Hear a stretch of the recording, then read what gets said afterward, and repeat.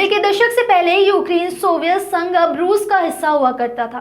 साल 1991 में भाषा और दूसरी वजहों से यूक्रेन टूटकर आजाद देश बन गया। इसके बाद भी लंबे समय तक यह अप्रत्यक्ष ढंग से रूसी दखल झेलता रहा। रूस अलग होकर भी मजबूत था, लेकिन यूक्रेन में गरीबी और महंगाई लगातार बढ़ने लगी।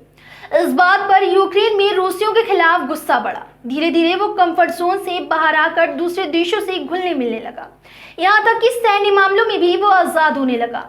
रूस इस बात पर परेशान तो हुआ, लेकिन दोनों देशों का तनाव खुलकर तब आया जब यूक्रेन ने खुद को नाटो में शामिल करने की अपील की। देखें एक खास रिपोर्ट।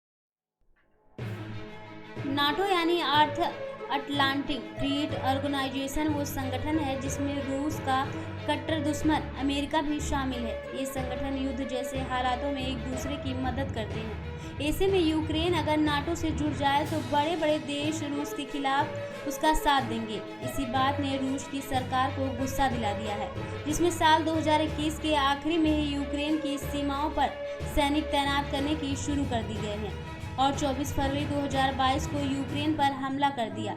तब से युद्ध चल रहा है। अलग अलग सोर्स के मुताबिक यूक्रेनी सेना के अलावा अब तक 7,000 से ज्यादा आम नागरिक भी मारे गए। लगभग 7 मिलियन लोग अपना देश छोड़कर दूसरी जगहों पर पनाह लिए हुए हैं। देश के लगभग शहर में युद्ध के चलते नौकरियां कम हो गई और महंगाई भी बढ़ चुकी है। यहाँ तक कि भागे और डरे हुए नागरिक तस्करी की शिकार में चल रहे हैं। रूस के बारे में खुलकर कोई जानकारी नहीं आ रही है, लेकिन माना जा रहा है कि वहाँ भी हाल खास नहीं है। इस खबर में बस इतना ही।